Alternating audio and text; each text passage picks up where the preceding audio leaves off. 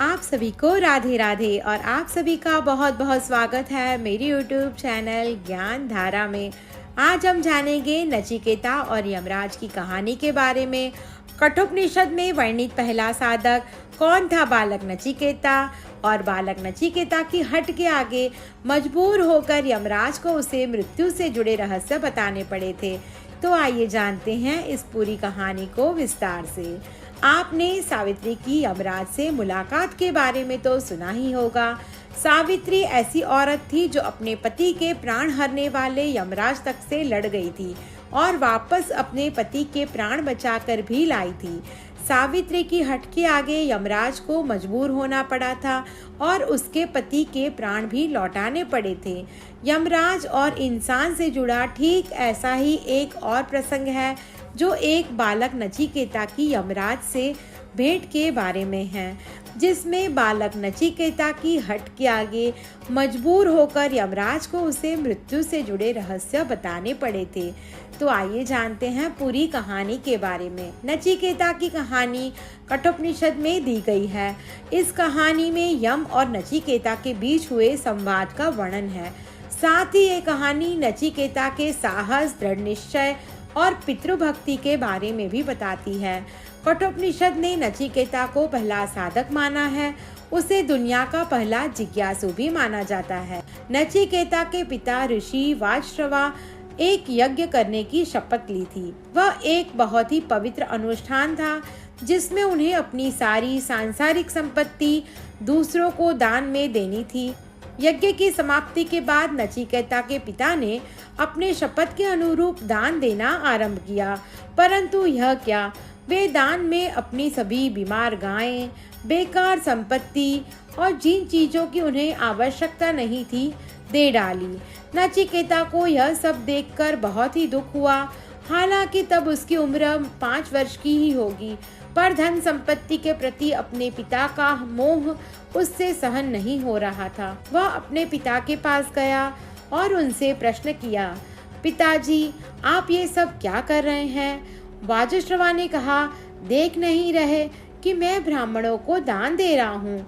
छोटी उम्र में भी नचिकेता के भीतर असाधारण समझदारी थी। उसने अपने पिता से कहा, परंतु आपने जिन गायों को दान में दिया है वे तो बूढ़ी हैं। आपको अच्छी गायें दान में देनी चाहिए।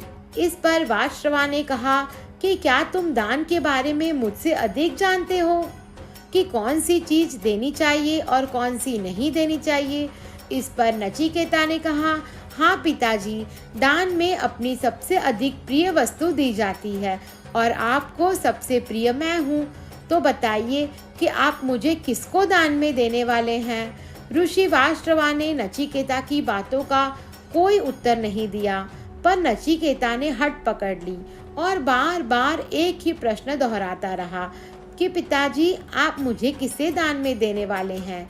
नचिकेता के हट से क्रोधित हो ऋषि बोले, मैं तुम्हें यम को दान में देने वाला हूँ। यम मृत्यु के देवता होते हैं। बालक ने अपने पिता की बात को बहुत गंभीरता से ले ली और कहा कि मैं आपकी आज्ञा का पालन करूंगा। जब नचिकेता यमराज से मिलने यमलोक यानी यमपुरी पहुंचा, तब वे उस समय वहां नहीं थे, परंतु नचिकेता तनिक भी विचलित नहीं हुआ। उसे संतोष था कि वह अपने पिता की आज्ञा का पालन कर रहा है। नचिकेता पूरे 3 दिन तक भूखा प्यासा यमराज के द्वार पर उनकी प्रतीक्षा करता रहा। 3 दिन बाद जब यमराज लौटे तो वे पूरी तरह थके और भूखे पर दृढ़ इच्छा शक्ति के धनी छोटे से बालक को यमपुरी के द्वार पर प्रतीक्षा करते देख चौंक गए। बालक के दृढ़ निश्चय ने यम को आश्चर्य में डाल दिया। वे उससे बहुत प्रभावित हुए। बालक को उन्होंने अपने कक्ष में बुलाया और कहा कि तुम मुझसे कोई भी 3 वरदान मांग सकते हो। यमराज द्वारा वरदान दिए जाने की बात सुनकर नचिकेता बहुत ही प्रसन्न हुआ। उसने पहला वरदान यह मांगा कि उसके पिता का क्रोध शांत हो जाए और वह उससे पहले की तरह ही प्रेम करने लगे। यम ने कहा, तथास्तु। यमराज ने कहा, अब दूसरा वर मांगो। नचिकेता के पिता ने स्वर्ग प्राप्ति के लिए यज्ञ किया था, सो उसने दूसरे वर के रूप में स्वर्ग प्राप्ति की विधियां पूछी। तब यमराज ने उसे स्वर्ग प्राप्ति की सारी विधि समझाई। अब यम ने अंतिम वरदान मांगने को कहा। इस बार नचिकेता ने पूछा, मृत्यु का रहस्य क्या है? मृत्यु के बाद क्या होता है? नचिकेता से ऐसा प्रश्न पूछे जाने की आशा यमराज को बिल्कुल नहीं थी। उन्होंने नचिकेता से कहा, यह प्रश्न तुम वापस ले लो और कोई दूसरा वर मांग लो। यह प्रश्न बहुत ही गूढ़ है और हर कोई उसे समझ नहीं सकता। यम ने इस प्रश्न को टालने की हर संभव कोशिश की। बोले, देवता भी इस प्रश्न का उत्तर नहीं जानते, मैं तुम्हें नहीं बता सकता। पर नचिकेता अपने प्रश्न पर अडिग रहा, कहता रहा, मैं कुछ नहीं जानता, आप बस मेरे प्रश्न का उत्तर दीजिए। आपको इसका उत्तर देना ही होगा, क्योंकि मुझे आपसे कोई और वस्तु नहीं चाहिए। अंततः नचिकेता के हठ के आगे यमराज को झुकना पड़ा और उन्होंने उसे मृत्यु और आत्मा का रहस्य बताया।